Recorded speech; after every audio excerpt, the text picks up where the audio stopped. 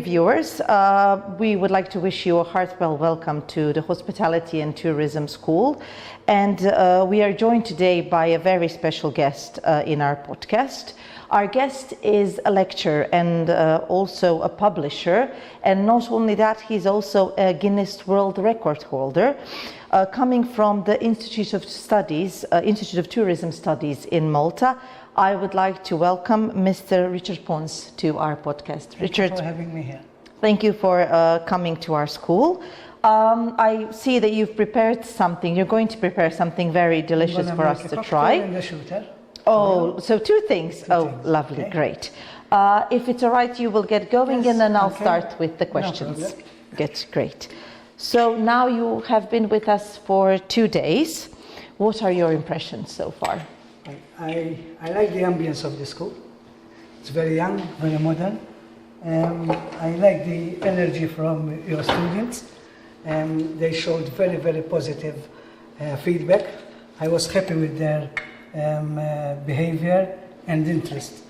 One thing that I really liked as well, to see them, they were really focusing on what we did in 2 days.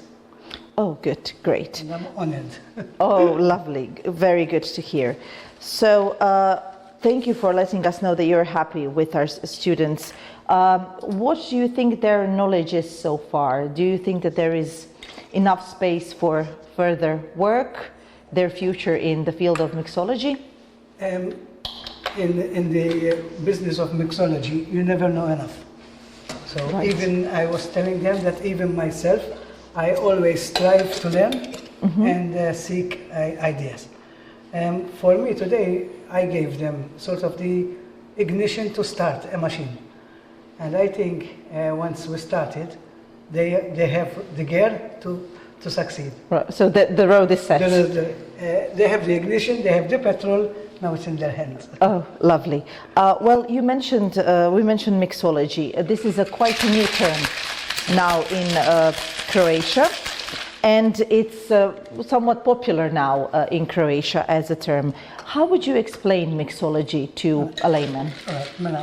Mixology is something that you can be creative. Whilst being creative, you need to be innovative as well, but keep it simple. There's no need to make infusions or complicate life. In bar, everybody is busy. Clients, they don't want to wait. Barmen are too busy, so you make something simple, creative, and tasty. That's good to know.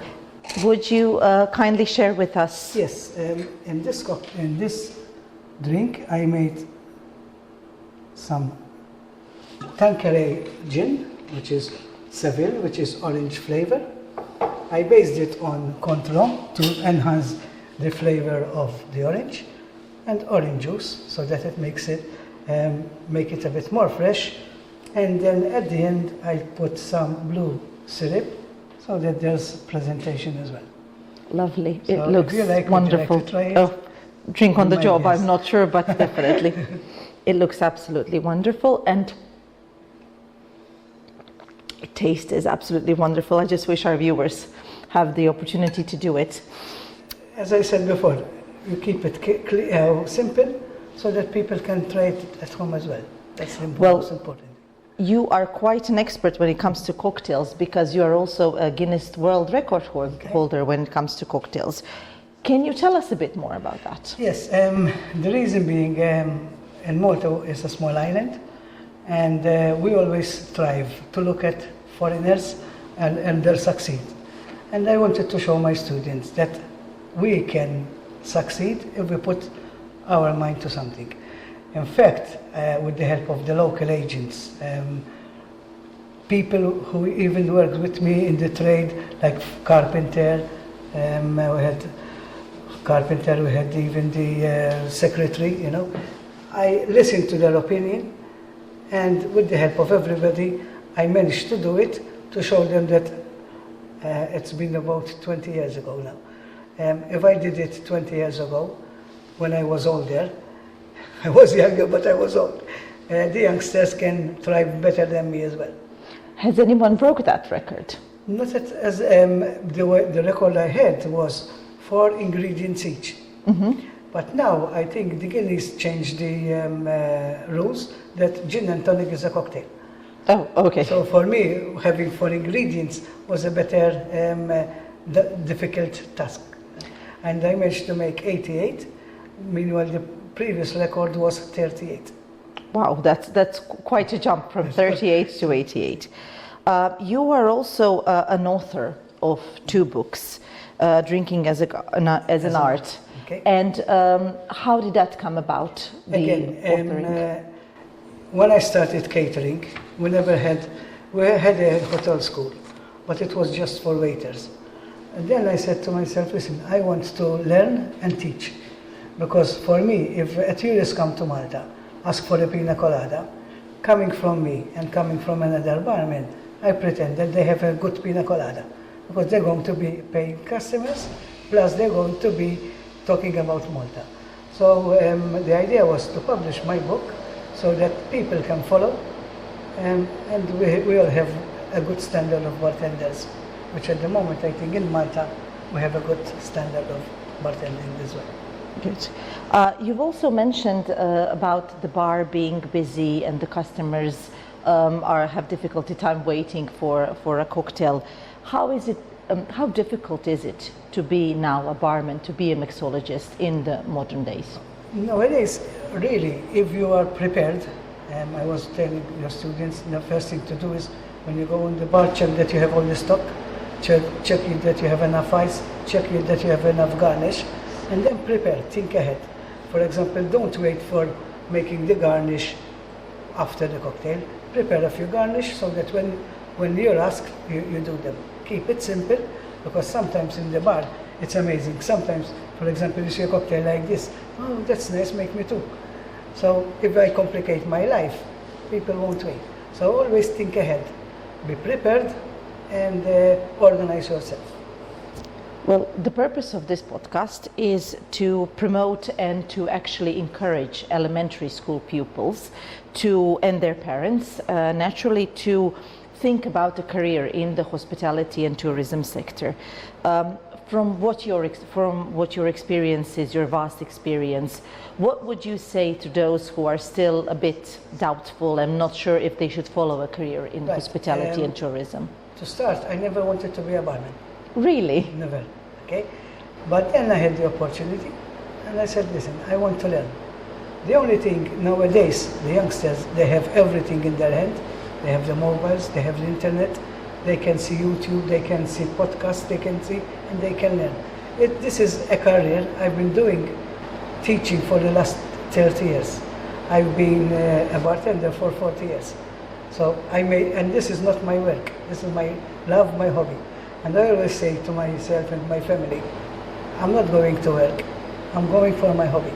And if you love something, you make a career. And there's an opening.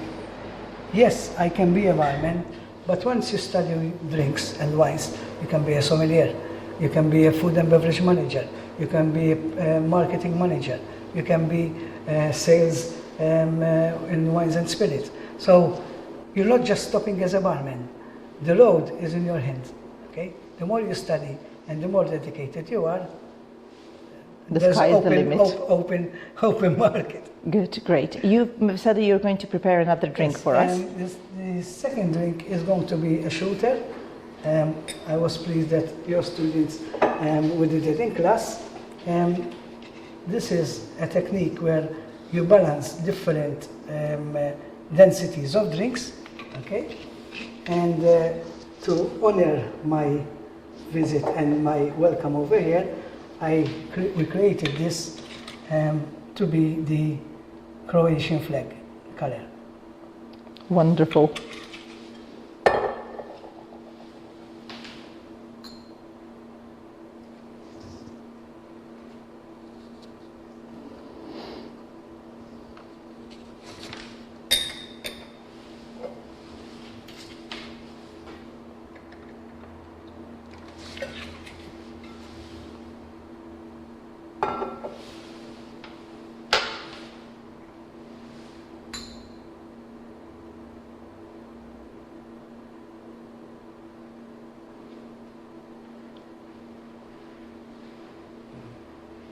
So the drinks that you are mixing are? Blue curacao syrup, triple sec and Campari. However, if you notice, because this is, as I said before, you never know enough, okay? We're humans after all. So if you notice over here, the mistake was the Campari came in at the bottom. Right. So what I need to do is to put ice in the Campari to make it diluted so that it floats, okay?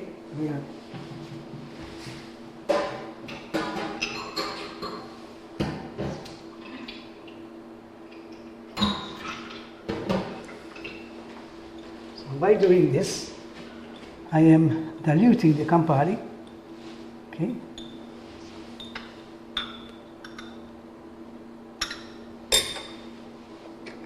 So that